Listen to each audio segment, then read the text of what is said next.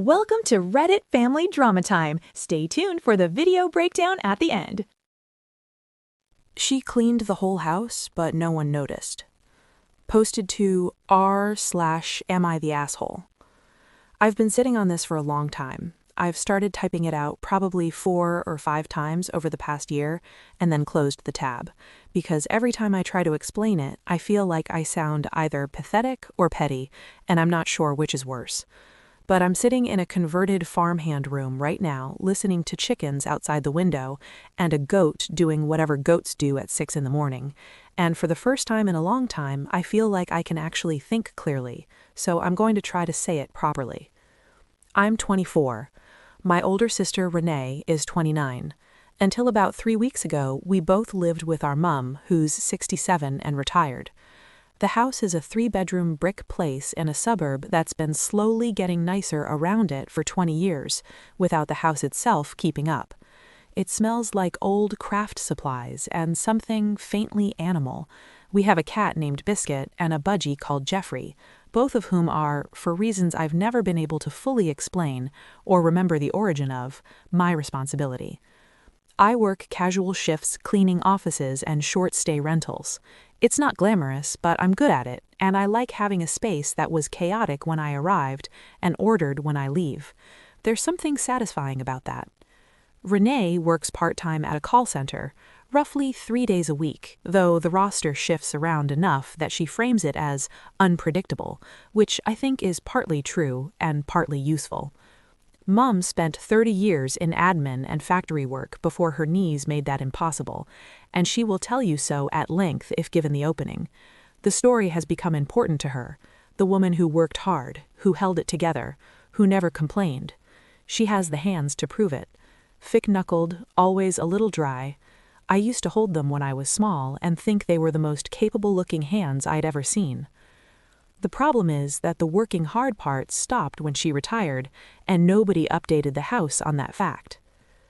Before I get into specifics, I want to say something because I think it matters. My mother is not a bad person. Neither, technically, is Renee. That's what makes this so hard to explain and why I've closed the tab so many times. There's no villain here. There's no single catastrophic event. What there is a system. One that developed so slowly and so quietly that by the time I noticed it, it had been in place for years. Systems like this don't start with cruelty. They start with convenience. Mum's hobbies are everywhere. A half-finished quilt folded over the arm of the couch, where it has been for approximately 11 months. Pottery supplies arranged on the kitchen bench. Clay, tools, a small banding wheel that haven't been touched since before Christmas. A scrapbook project spread across the dining table, 3 pages completed, the rest of the materials fanned out around it like a permanent installation.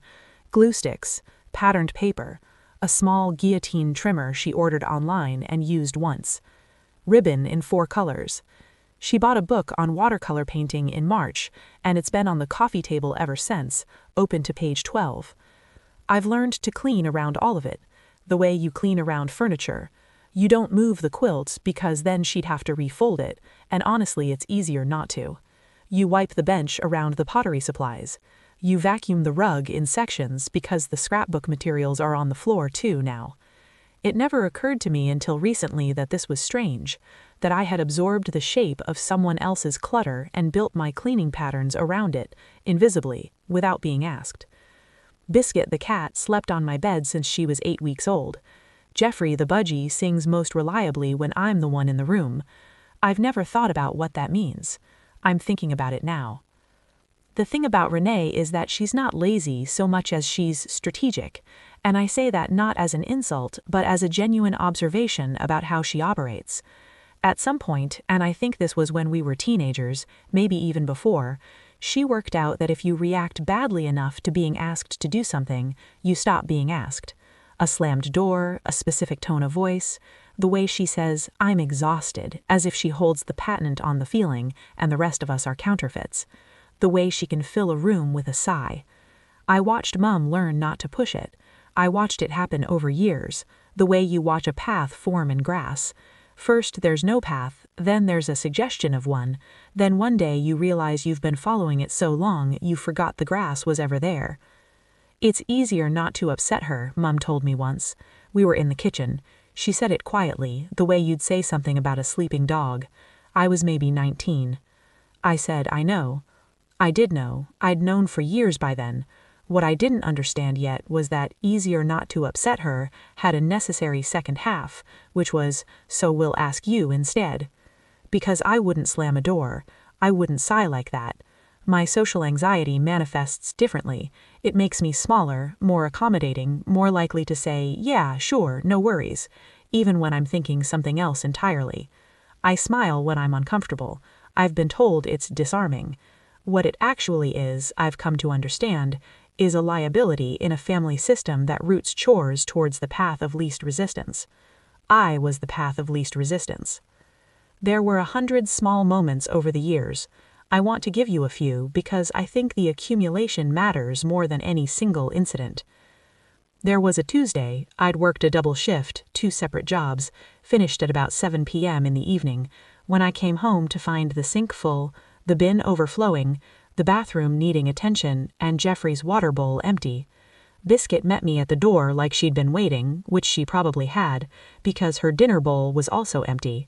Renee was on the couch watching something on her laptop, headphones half on, one ear on the cupboard, the universal signal of, I'm technically available but not really. Mum was in her craft room with the door ajar, the sound of the television she keeps in there murmuring through the gap. I put my bag down, I fed Biscuit, I changed Jeffrey's water and topped up his seed. I did the dishes, not all of them, there were enough to take 20 minutes, and wiped the sink. I put the bin out because collection was in the morning and nobody else had noticed. Then I sat down and ate some leftover rice from the fridge, standing actually, because I was too tired to look for a clean bowl. Nobody mentioned it. Not that night, not the next morning. It simply happened and was absorbed and erased, the way all invisible labor is. There was the birthday dinner. Mum turned 67 in October and I wanted it to feel like something, so I planned a proper roast. Chicken, roasted vegetables, bread, a pavlova I'd made the night before because the meringue needs to cool overnight. I spent most of the afternoon in the kitchen. Renee came home from wherever she'd been around 4 and went to her room. She emerged at dinner time, sat down, said the chicken was good, had 2 servings of pavlova and went back to her room before the table was cleared. Mum said she was probably tired from the drive. I washed up alone. The pavlova had taken me 2 hours. There was the time I noticed, entirely by accident, that I had been buying the dishwashing liquid for approximately 18 months without thinking about it. I just bought it when it ran out. I bought the bin bags too, and the sponges, and the toilet paper, more often than not, though occasionally Mum would remember and get some at the shops. I sat in the car in the supermarket car park one day running through this in my head and felt something that I didn't have a name for yet. Something that sat between exhaustion and absurdity. And then there was the vacuum cleaner evening. I just walked in from a shift. I still had my work shoes on, the non-slip ones, ugly and practical, that I wear for cleaning jobs. My feet were aching in the specific way they ache after 6 hours on hard floors. Mum looked up from the kitchen and said, "Oh good, you're home. Can you just quickly vacuum before dinner? It's looking a bit grim." I hesitated. Not long. A second, maybe 2. Before I could answer, Renee glanced up from her phone and said, "Well, you're better at it." Just that. Conversationally, almost warmly, the way you'd acknowledge someone's talent. And then she looked back down at her screen. I vacuumed the floor. I've thought about that sentence a lot since then. You're better at it. On its face, it's a compliment. Underneath, it's something else.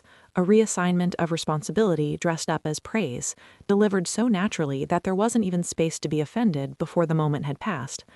That's the thing about a system that's been running a long time. It doesn't need to be enforced. It enforces itself. I should tell you about what happened when I stopped. It wasn't a decision I made dramatically. I didn't write a list of grievances or sit anyone down. I just quietly, slowly withdrew. I made my own meals and didn't make extra. I cleaned my own dishes and left others. I stopped wiping the bench before anyone had noticed it needed wiping. I stopped quietly running a cloth around the bathroom basin every few days, which I had apparently been doing for so long that when I stopped, within about 10 days, the basin had a ring of grime around it that was genuinely impressive. I stopped reminding anyone about the bin. I stopped refilling Jeffrey's seed without being asked.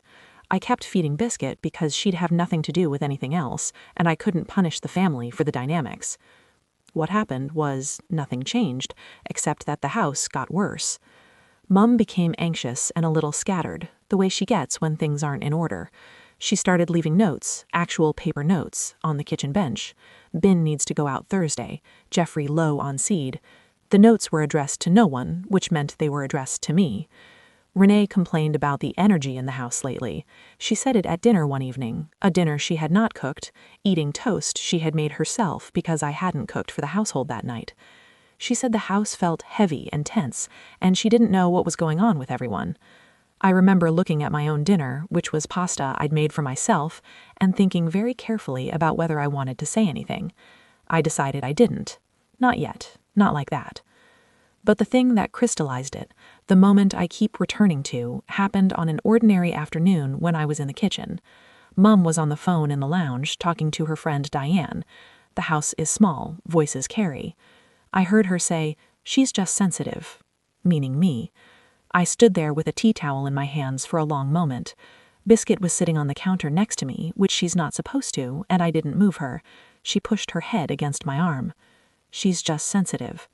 I thought about that word, sensitive, the way it's used to explain away a person's response to something rather than the thing they're responding to. I'd been called sensitive my whole life, and I'd always half accepted it.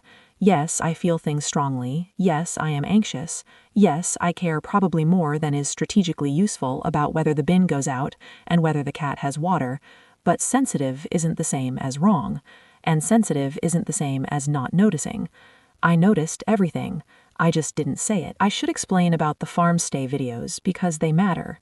I'd been watching them for the better part of a year, late at night, in my room, with the sound low so I didn't wake anyone. I don't entirely know when it started, somewhere between the pavlova dinner and the vacuum cleaner evening. Videos of people doing morning rounds on small properties, feeding goats, collecting eggs, moving through dewy paddocks in the early light. The comment sections full of people saying things like, "I needed this today," and "This is what peace looks like." I watched them the way some people watch house renovation shows or travel content, as a window into a life that felt very far away, and also somehow very specifically what I wanted. I have always been better with animals than with people. Animals don't redirect their discomfort toward you. They don't tell you you're sensitive when you notice things. They just are what they are, and if you're consistent and kind, most of them will. I'd started looking at job listings half-heartedly, mostly at night, the same time as the videos. I wasn't really expecting to find anything. I didn't have a qualification in animal care. I didn't have a property or a car that was reliable enough for a rural commute. I was browsing more than looking. And then I found it. A small listing, not particularly polished, farmstay Airbnb cleaner, accommodation included, role involves light animal care, chickens, goats, 2 dogs, reliable, self-directed person sought, start date flexible. I read it 3 times. Then I applied before I could think about it long enough to talk myself out of it. The response came within 48 hours, a Zoom interview which I did from my bedroom with the door closed, sitting on my bed with my laptop on a pillow because my desk was too cluttered to look professional. The couple, Jan and Doug, appeared in a kitchen with good natural light. They looked like people who spent a lot of time outside. Behind them, visible through a window, was a paddock. 2 dogs wandered through the frame at different points. At one stage, a goat made a noise loud enough to be picked up by their microphone, and Doug apologized, and Jan laughed, and that laugh, easy, unguarded, completely unbothered, lodged itself somewhere in my chest. They asked me about my cleaning experience, which was extensive. They asked if I was comfortable with early mornings, which I was. I'd been starting shifts at 6 for 3 years. They asked about my experience with animals, which was modest but real. I told them about Biscuit and Jeffrey. Jan smiled. Then she said, "We just need someone reliable, someone who turns up and does what they say they'll do." I said, "That's what I do." She looked at me for a second in that particular way of a video call where you're not sure if there's a delay or if they're genuinely just looking at you. she said. "We can see that." They offered me the room that afternoon. I sat with it for 4 days before I said anything to the family. I wasn't building up to it strategically. I was genuinely uncertain. Leaving felt enormous. Not because of the house exactly, or even because of Mum and Renee, because leaving at all felt like an admission that I had not been able to fix something that maybe couldn't be fixed. And there's a part of me that has always believed, wrongly I know now, that if you just keep going, keep maintaining, keep making the pavlova and doing the dishes and feeding the animals and smiling when you're uncomfortable, eventually the system will correct itself. It doesn't. Systems don't self-correct. They just absorb you until there's less and less of you left. So on a Thursday night, at dinner, a dinner Mum had cooked, one of the handful of times a week she did, I waited for a pause in conversation and I said calmly, looking at the table, "I've accepted a job offer. I'm moving out next month." The pause that followed was long enough that I heard the refrigerator hum. Renee put her fork down. She looked at me with an expression I couldn't quite read, as though I'd done something inconvenient without consulting her. She said, "You're overreacting." I looked at her. I didn't say, "To what?" I didn't say anything. Mum's face had done something complicated. She set down her glass. She looked at me the way she sometimes looks at her unfinished quilt, aware of it and not quite ready to address it. And then she said, "But who will help me?" Not, "Where are you going?" Not, "Are you happy about this?" Not, "I'll miss you," or "What's the job?" Or even just, "Oh, who will help me?" I've turned those 4 words over more times than I can count in the week since. Not with bitterness, exactly, with something more like recognition. That question, asked not as manipulation, I genuinely don't think she meant it that way. I think it came out before she had time to arrange it into something else. That question was the most honest thing that had been said in that house in a long time. It was the system, speaking plainly for once, without any of the usual packaging. I looked at her. I didn't feel the urge to fill the silence with reassurance, which was unusual for me. I felt something steady and quiet in my chest. I said, "I've always helped." That was all. We finished dinner. It was a little strained, but nobody yelled. Renee went to her room, Mum started clearing plates, and I got up to help, from habit, and then I thought about it and helped anyway. Not because the system demanded it, but because she'd cooked, and that's a fair exchange. Then I went to my room and started looking at what I'd need to pack. I've been at the farm for 3 weeks now. The room is small, smaller than my old one, with a window that faces east, which means I've been woken up by the light every morning before my alarm, which I didn't expect to love as much as I do. The work is physical and repetitive and clarifying in a way that cleaning offices never quite was, maybe because here there's no gap between what I'm maintaining and why I'm maintaining it. I clean the Airbnb rooms because guests are coming. I feed the animals because they're living things who need feeding. The cause and effect is direct, visible, real. Jan and Doug are not effusive people, but they are consistent. Doug leaves a note on the kitchen table if there's anything he needs from me for the day. One note, clear, specific, and he never writes anything on it that he hasn't already checked is actually my responsibility. Jan made me a cup of tea on my second day and sat with me for 20 minutes telling me about the property. Not because she needed me to know everything, but because she thought I'd find it interesting. I did. The goats are chaotic and affectionate and completely absurd. The chickens are opinionated. The 2 dogs, a Kelpie named Soot and an older border collie called Margie, follow me around the property in a way that feels less like neediness and more like a vote of confidence. On my 4th morning, I opened the stable door at 6:30, and the light was that particular pale winter gold that makes everything look like it's been painted by someone who knew what they were doing. The chickens came running, which they do now because they know my footsteps. A goat, the smaller one, who I've started calling Biscuit 2 in my head, even though her actual name is apparently Fern, pushed her head against my hip hard enough to knock me sideways, and I laughed out loud, by myself, in a paddock at 6:30 in the morning. It occurred to me, standing there, that I couldn't remember the last time I'd done that, laughed out loud, alone, without it being at something on a screen.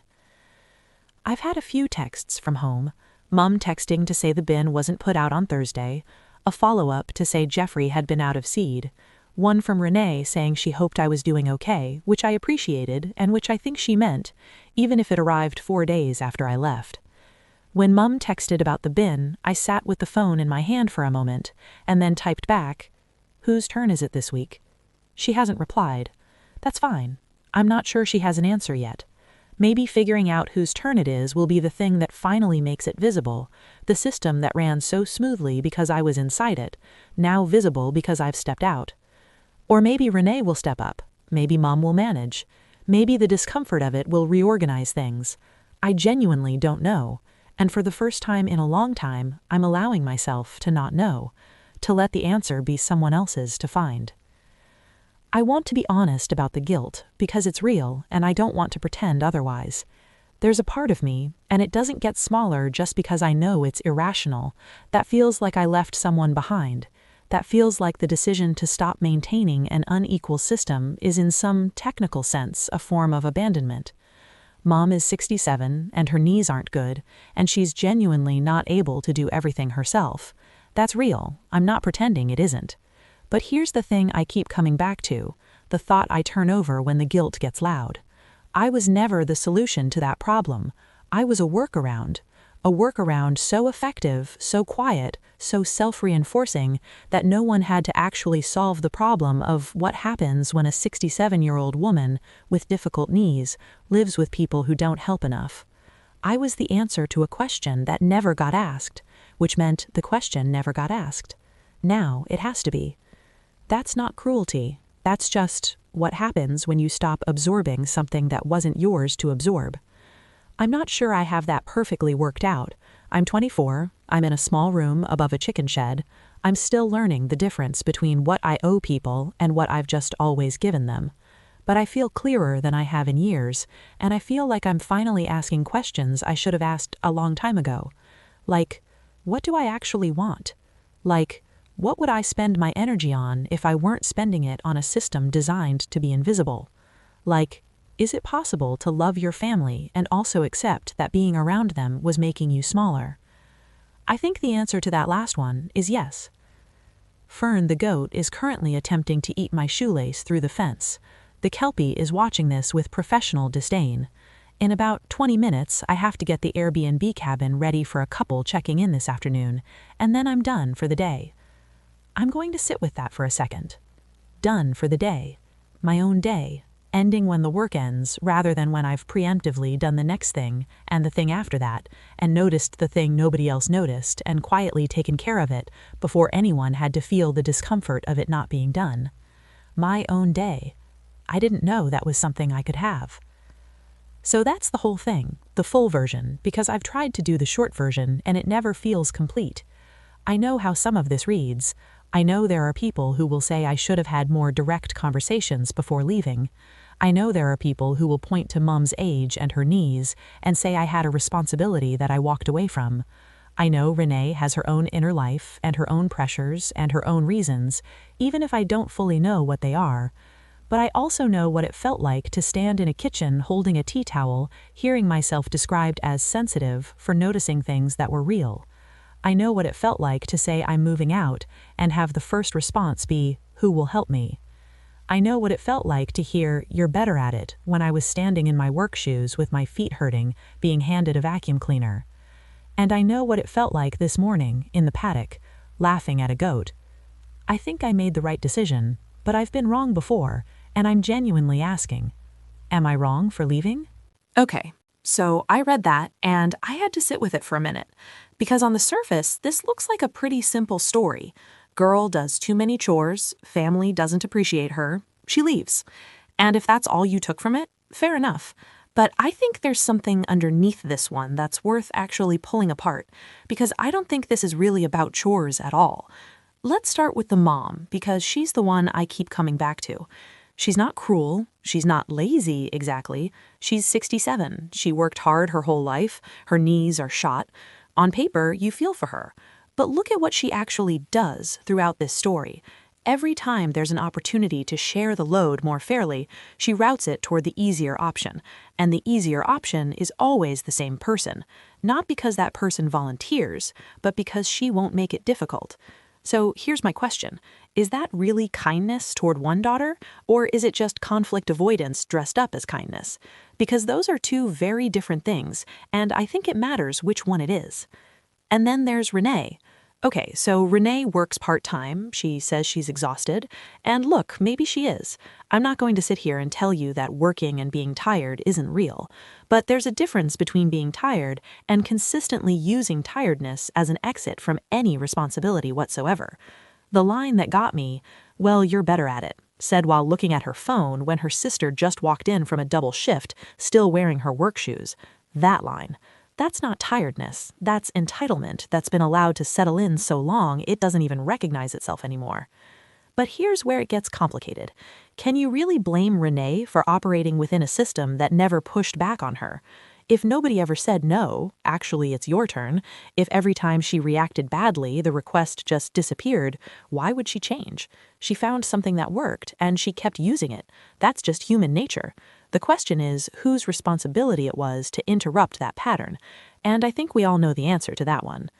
Now, the moment she says, "I've accepted a job, I'm moving out," and her mom's first response is, "But who will help me?" I've been thinking about that response, and I genuinely don't think it was calculated. I think it just came out, which is almost worse, right?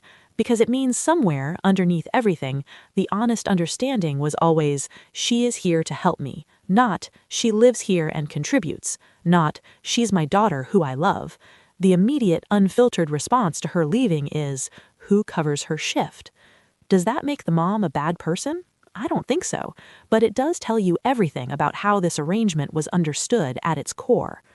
Here's what I keep coming back to, though. She never yelled. She never made a list of demands. She never had the big dramatic confrontation. She just quietly withdrew, found something better, and left. And somehow that's more powerful than any argument she could have had, because an argument can be deflected. A person walking out the door cannot. So was she wrong for leaving? I'll let you decide that in the comments. But I'll say this. Sometimes the only way to show a system is broken is to stop being the thing that holds it together. And sometimes the bravest thing you can do looks less like a fight and more like a woman laughing at a goat at 6 in the morning. All right, that's episode 1. Drop your thoughts below. I'll see you in the next one. Thanks for watching. See you next time.